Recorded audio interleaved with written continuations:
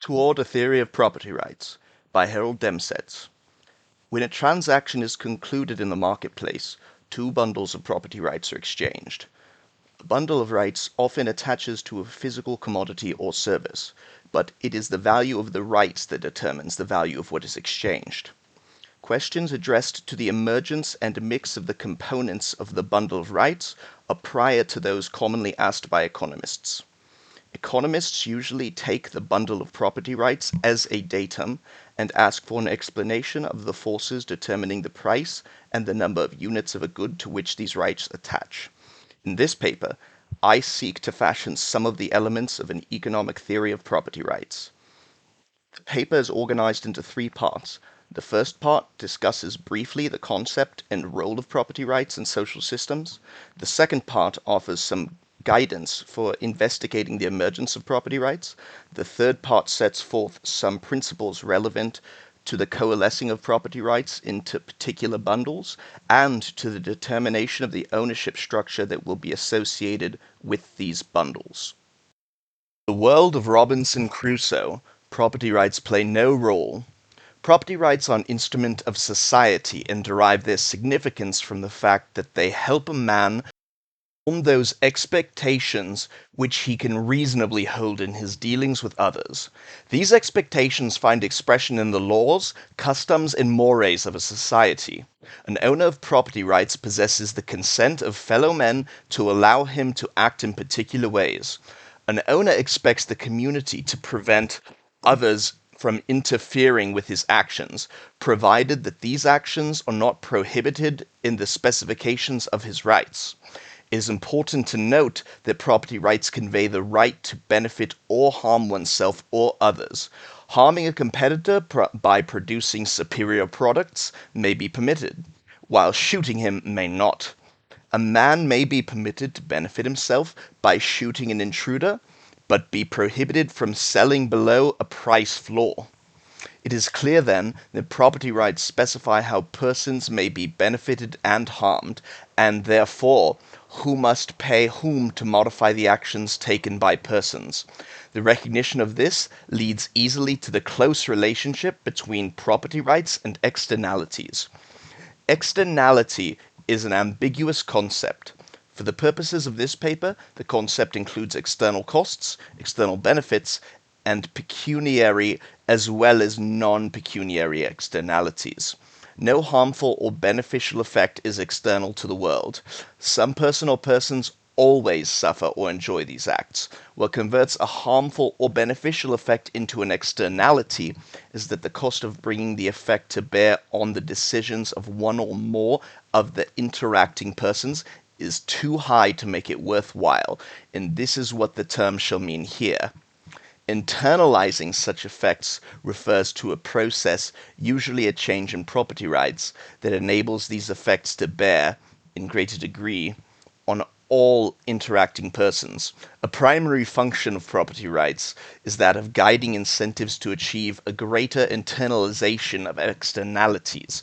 Every cost and benefit associated with social interdependencies is a potential externality. One condition is necessary to make costs and benefits into externalities. The cost of a transaction in the rights between the parties, internalization, must exceed the gains from internalization. In general, transacting cost can be large relative to gains because of natural difficulties in trading, or they can be large because of legal reasons. In a lawful society, the prohibition of voluntary negotiations makes the cost of transacting infinite. Some costs and benefits are not taken into account by users of resources whenever externalities exist, but allowing transactions increases the degree to which internalization takes place. For example, it might be thought that a firm which uses slave labor will not negotiate all the costs of its activities, since it can have its slave labor by paying subsistence wages only. This will not be true if negotiations are permitted, for the slaves can offer to the firm a payment for their freedom based on the expected return to them of being free men. The cost of slavery can thus be internalized in the calculations of the firm. The transition from serf to freeman in feudal Europe is an example of this process. Perhaps one of the most significant cases of externalities is the extensive use of the military draft. The taxpayer benefits by not paying the full cost of staffing the armed services. The costs which he escapes are the additional sums that would be needed to acquire men voluntarily for the services, or those sums that would be offered as payment by draftees to taxpayers in order to be exempted. With either voluntary recruitment, the buy him in system, or with a let him buy his way out system, the full cost of recruitment would be brought to bear on taxpayers. It has always seemed incredible to me that so many economists can recognize an externality when they see smoke, but not when they see the draft. The familiar smoke example is one in which negotiation costs may be too high because of the large number of interacting parties to make it worthwhile to internalize all the effects of smoke. The draft is an externality caused by forbidding negotiation. The role of property rights in the internalization of externalities can be made clear within the context of the above examples. A law which establishes the right of a person to his freedom would necessitate a payment on the part of a firm or of the taxpayer sufficient to cover the cost of using that person's labor if his services are to be obtained. The costs of labor thus become internalized in the firm's or taxpayer's decisions. Alternatively, a law which gives the firm or the taxpayer clear title to slave labor would necessitate that the slave owners take into account the sums that slaves are willing to pay for their freedom. These costs thus become internalized in decisions, although wealth is distributed differently in the two cases. All that is needed for internalization in either case is ownership, which includes the right of sale. It is the prohibition of a property right adjustment, the prohibition of the establishment of an ownership title that can thenceforth be exchanged, that precludes the internalization of external costs and benefits.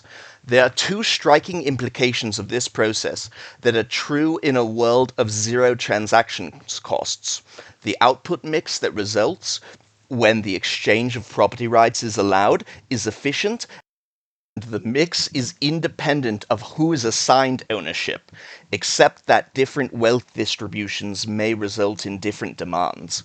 For example, the efficient mix of civilians and military will result from transferable ownership, no matter whether taxpayers must hire military volunteers or whether draftees must pay taxpayers to be excused from service. For taxpayers will only hire those military under the buy him in property right system who would not pay to be exempted under the let him buy his way out system. The highest bidder under the let him buy his way out property right system would be precisely the last volunteer under the buy him in system. We will refer back to some of these points later, but for now, enough groundwork has been laid to facilitate the discussion of the next two parts of this paper. The emergence of property rights. If the main allocative function of property rights is the internalization of beneficial and harmful effects, then the emergence of property rights can be understood best by their association with the emergence of new or different beneficial and harmful effects. Changes in knowledge result in changes in production functions, market values, and aspirations. New techniques, new ways of doing the same things, and doing new things all invoke harmful and beneficial effects to which society has not been accustomed. It is my thesis in this part of the paper that the emergence of new property rights takes place in response to the desires of the interacting persons for adjustment to new benefit-cost possibilities. The thesis can be restated in a slightly different fashion. Property rights develop to internalize externalities when the gains of internalization become larger than the cost of internalization. Increased internalization, in the main, results from changes in economic values, changes which stem from the development of new technology and the opening of new markets, changes to which old property rights are poorly attuned. A proper interpretation of this assertion requires that account be taken a community's preferences for private ownership. Some communities will have less well-developed private ownership systems and more highly developed state ownership systems. But given a community's tastes in this regard, the emergence of new private or state-owned property rights will be in response to changes in technology and relative prices. I do not mean to assert or to deny that the adjustments in property rights which take place need to be the result of a conscious endeavor to cope with the new externality problems. These adjustments have arisen in Western societies largely as a result of gradual changes in social mores and in common law precedents. At each step of this adjustment process, it is unlikely that externalities per se were consciously related to the issue being resolved. These legal and moral experiments may be hit-and-miss procedures to some extent, but in a society that weighs the achievement of efficiency heavily, their viability in the long run will on how well they modify behavior to accommodate to the externalities associated with important changes in technology or market values. A rigorous test of this assertion will require extensive and detailed empirical work. A broad range of examples can be cited that are consistent with it: the development of heir rights, renters' rights, rules for liability in automobile accidents, etc. In this part of the discussion, shall present one group of such examples in some detail. They deal with the development of property rights in land among American Indians. These examples are broad-ranging and come fairly close to what can be called convincing evidence in the field of anthropology. The question of private ownership of land among aboriginals has held a fascination for anthropologists. It has been one of the intellectual battlegrounds in the attempts to assess the true nature of man, unconstrained by the artificialities of civilization. In the process of carrying on this debate, information has been uncovered that bears directly on the thesis with which we are now concerned. What appears to be accepted as a classic treatment and a high point of this debate is Eleanor Leacock's memoir, The Montagnais, Hunting Territory, and the Fur Trade. Leacock's research followed that of Frank G. Speck, who had discovered that the Indians of the Labrador Peninsula had long established tradition of property in land. This finding was at odds with what was known about the Indians of the American Southwest, and it prompted Leacock's study of the Montagnais, inhabited large regions around Quebec. Leacock clearly established the fact that a close relationship existed, both historically and geographically, between the development of private rights in land and the development of the commercial fur trade. The factual basis of this correlation has gone unchallenged. However, to my knowledge, no theory relating privacy of land to the fur trade has yet been articulated. The factual material uncovered by Speck and Leacock fits the thesis of this paper quite well, and in doing so, it reveals clearly the role played by property right adjustments in taking account of what economists have often cited as an example of an externality, that is, the overhunting of game. Because of the lack of control over hunting by others, it is in no person's interest to invest in increasing or maintaining the stock of game. Overly intensive hunting takes place. Thus, a successful hunt is viewed as imposing external costs on subsequent hunters, costs that are not taken into account fully in the determination of the extent of hunting and of animal husbandry. Before the fur trade became established, hunting was carried on primarily for purposes of food and the relatively few furs that were required for the hunter's family. The externality was clearly present. Hunting could be practiced freely and was carried on without assessing its impact on other hunters. But these external effects were of such small significance that it did not pay for anyone to take them into account. There did not exist anything resembling private ownership in land, and in the Jesuit relations, particularly Lejeun's record, of the winter he spent with the Montagnes in 1633 and 1634, and in the brief account given by Father Drulites in 1647 to 1648, Leacock finds no evidence of private landholdings. Both accounts indicate a socio-economic organization in which private rights to land are not well developed. We may safely surmise that the advent of the fur trade had two immediate consequences. First, the value of furs to the Indians was increased considerably. Second, and as a result, the scale of hunting activity rose sharply. Both consequences must have increased considerably the importance of the externalities associated with free hunting.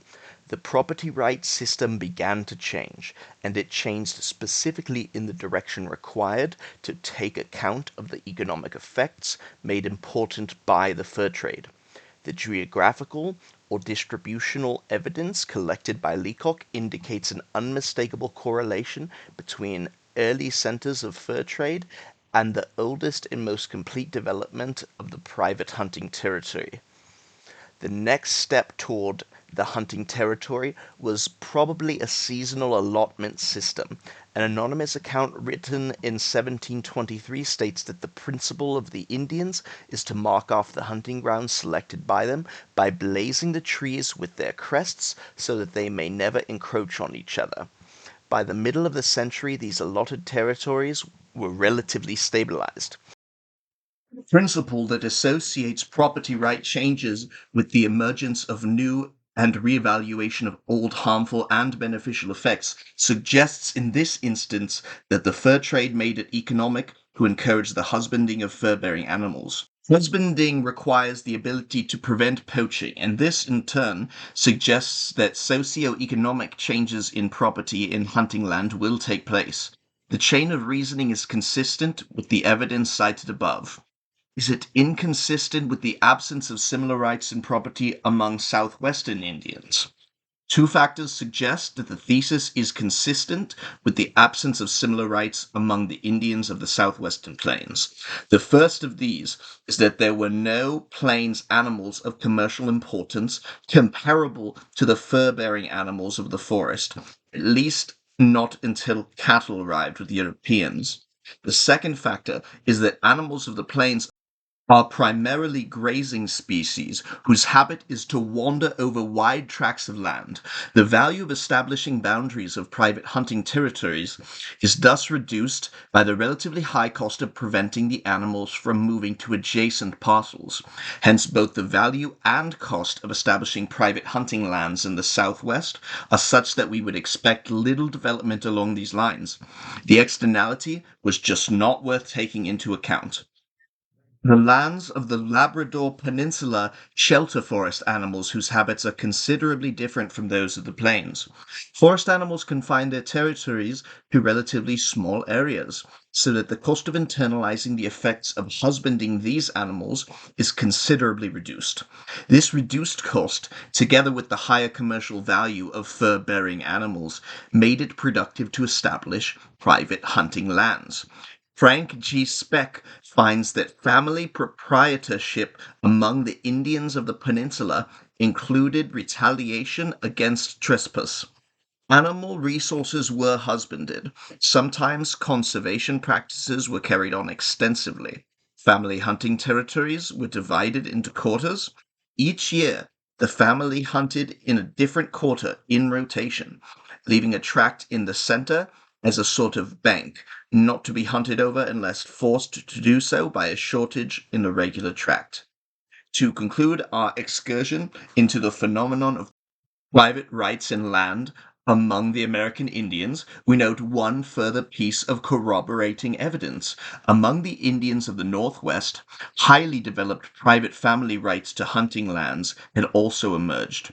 Rights went so far as to include inheritance. Here again we find that forest animals predominate, and that the West Coast was frequently visited by sailing schooners whose primary purpose was trading in furs. The coalescence and ownership of property rights. I have argued here that property rights arise when it becomes economic for those affected by externalities to internalize benefits and costs, but I have not yet examined the forces which will govern the particular form of right ownership. Several idealized forms of ownership must be distinguished at the outset. These are communal ownership, private ownership, and state ownership. By communal ownership, I shall mean a right which can be exercised by all members of the community. Frequently, the rights to till and to hunt the land have been communally owned. The right to walk a city sidewalk is communally owned. Communal ownership means that the community denies to the state or to individual citizens the right to interfere with any person's exercise of communally owned rights. Private ownership implies that the community recognizes the right of the owner to exclude others from exercising the owner's private rights. State ownership implies that the state may exclude anyone from the use of a right as long as the state follows accepted political procedures for determining who may not use state owned property. I shall not examine in detail the alternative of state ownership.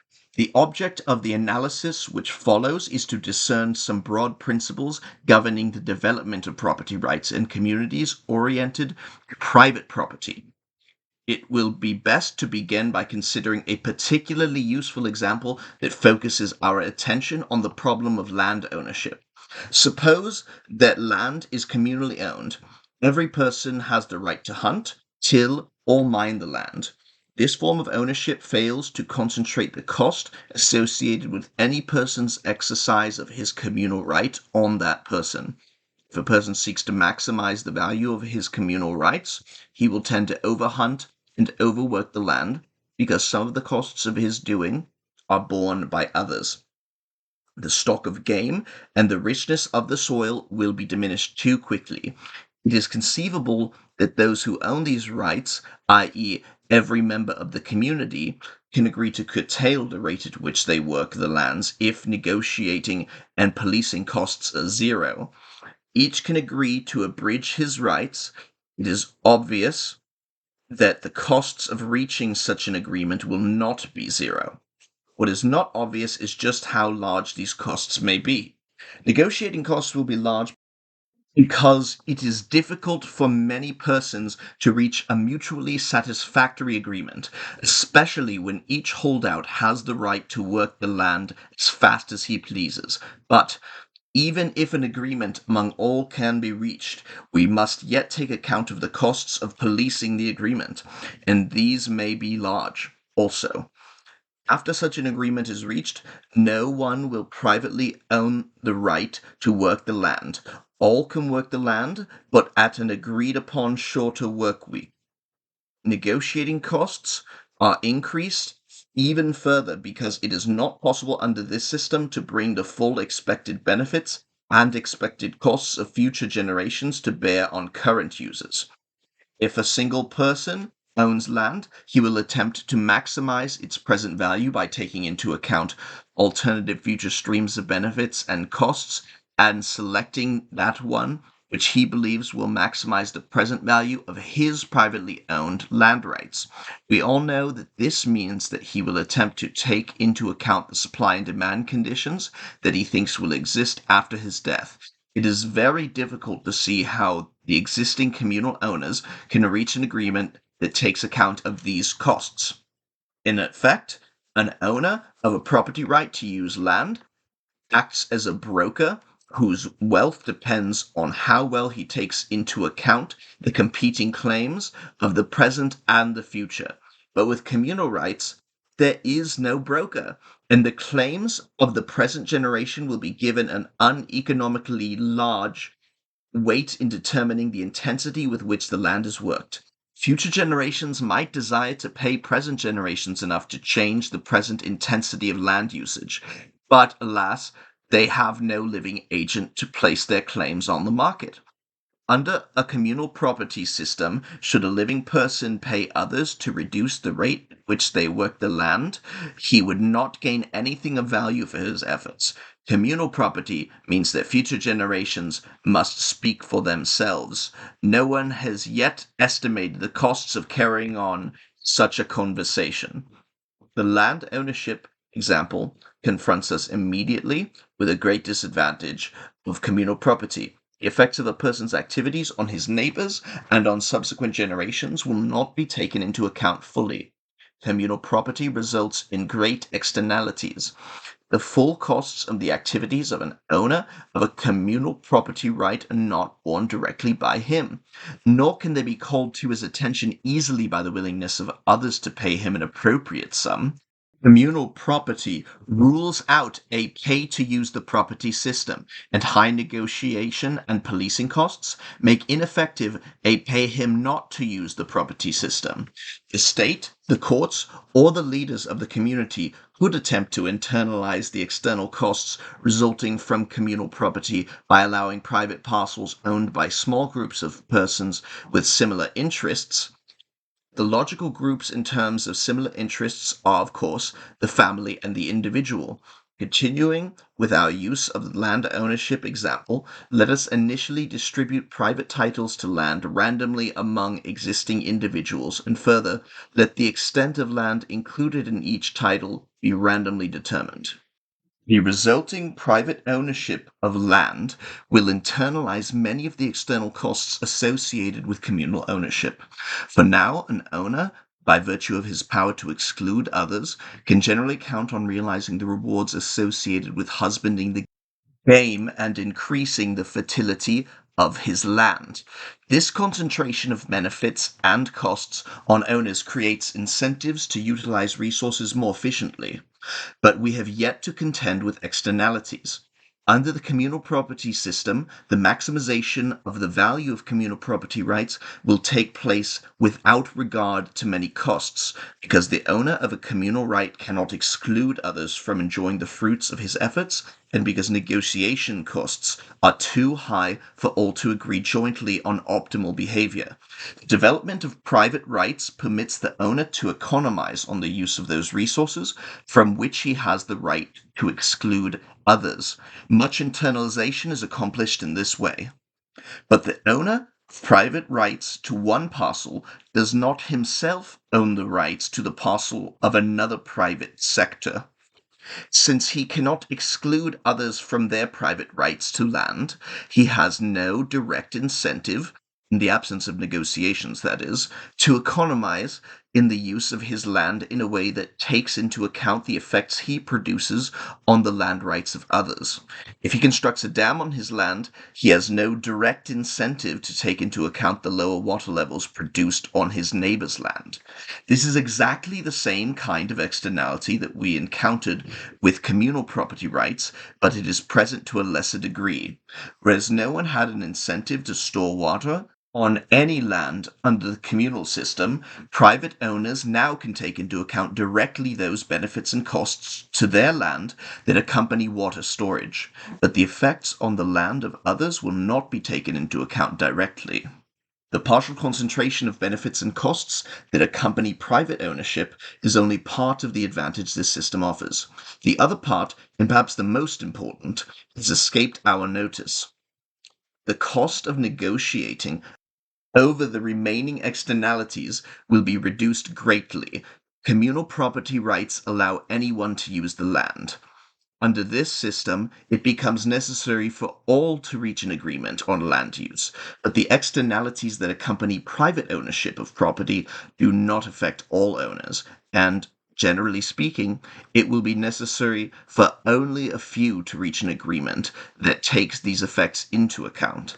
The cost of negotiating an internalization of these effects is thereby reduced considerably. The point is important enough to elucidate. Suppose an owner of a communal land right, in the process of plowing a parcel of land, observes a second communal owner constructing a dam on adjacent land. The farmer prefers to have the stream as it is, and so he asks the engineer to stop his construction. The engineer says, "Pay me to stop." Farmer replies, I will be happy to pay you, but what can you guarantee in return? The engineer answers, I can guarantee you that I will not continue constructing the dam, but I cannot guarantee that another engineer will not take up the task because this is communal property. I have no right to exclude him. It would be a simple negotiation between two persons under a private property arrangement turns out to be a rather complex negotiation between the farmer and everybody else. This is the basic explanation, I believe, for the preponderance of single rather than multiple owners of property. Indeed, an increase in the number of owners is an increase in the communality of property and leads generally to an increase in the cost of internalizing.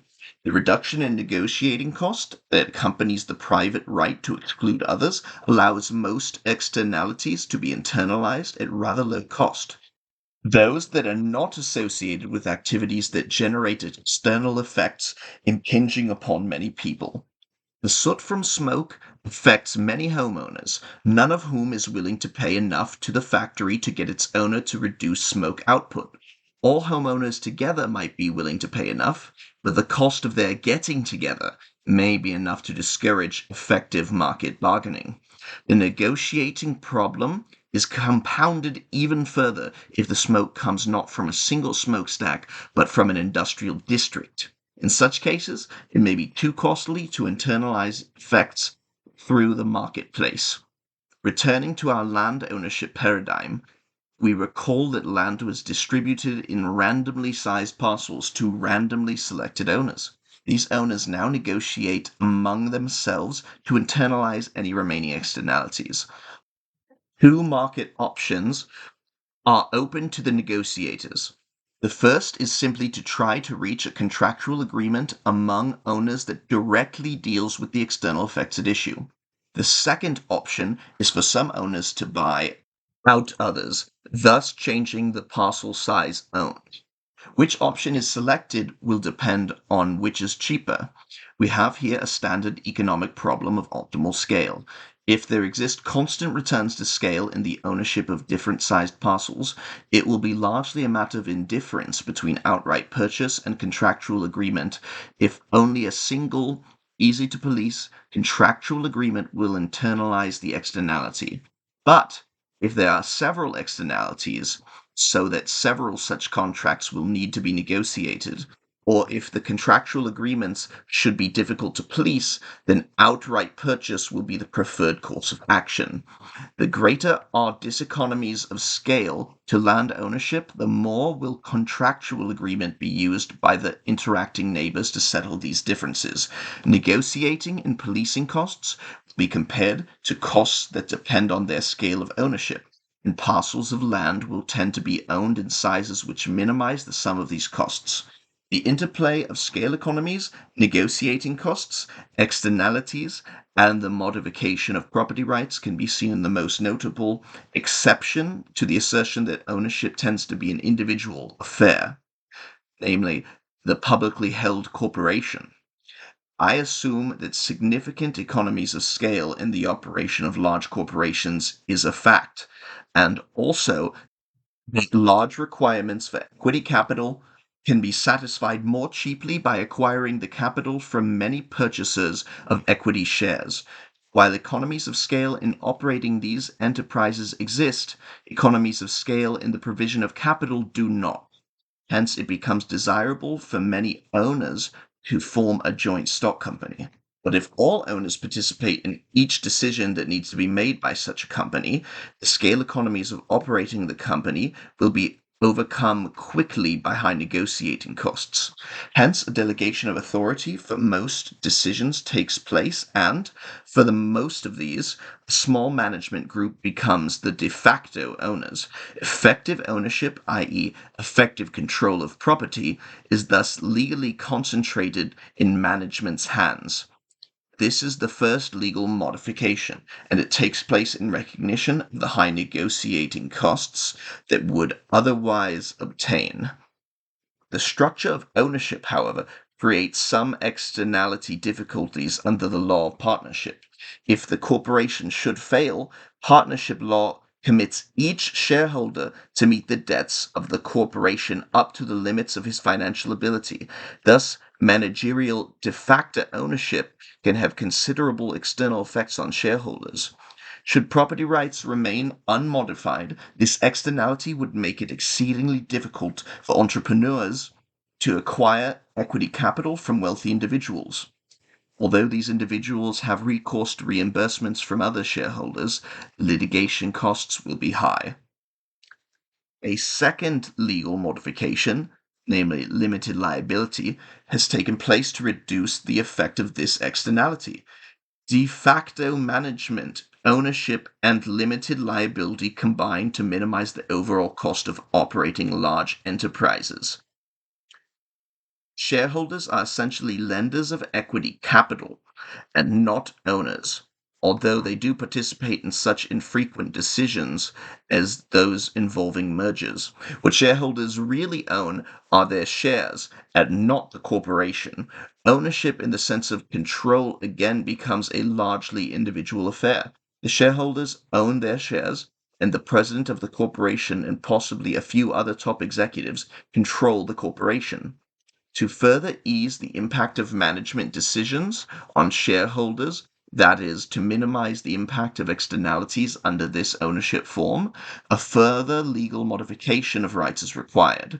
Unlike partnership law, a shareholder may sell his interest without first obtaining the permission of fellow shareholders or without dissolving the corporation. It thus becomes easy for him to get out if his preferences and those of the management are no longer in harmony. This escape hatch is extremely important and has given rise to the organized trading of securities. The increase in harmony between managers and shareholders brought about by exchange and by competing managerial groups helps to minimize the external effects associated with the corporate ownership structure. Finally, limited liability considerably reduces the cost of exchanging shares by making it unnecessary for a purchaser of shares to examine in great detail the liabilities of the corporation and the assets of other shareholders. These liabilities can adversely affect a purchaser only up to the extent of the price per share. The dual tendencies for ownership to rest with individuals and for the extent of an individual's ownership to accord with the minimization of all costs is clear in the land ownership paradigm. The applicability of this paradigm has been extended to the corporation, but it may not be clear yet how widely applicable this paradigm is. Consider the problems of copyright and patents. If a new idea is freely appropriable by all, if there exist communal rights to new ideas, incentives for developing such ideas will be lacking. The benefits derivable from these ideas will not be concentrated on their originators. If we extend some degree of private rights to the originators, these ideas will come forth at a more rapid pace. But the existence of the private rights does not mean that their effects on the property of others will be directly taken into account. A new idea makes an old one obsolete and another old one more valuable. These effects will not be directly taken into account, but they can be called to the attention of the originator of the new idea through market negotiations. All problems of externalities are closely analogous to those which arise in the land ownership example.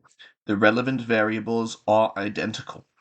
What I have suggested in this paper is an approach to problems in property rights, but it is more than just that.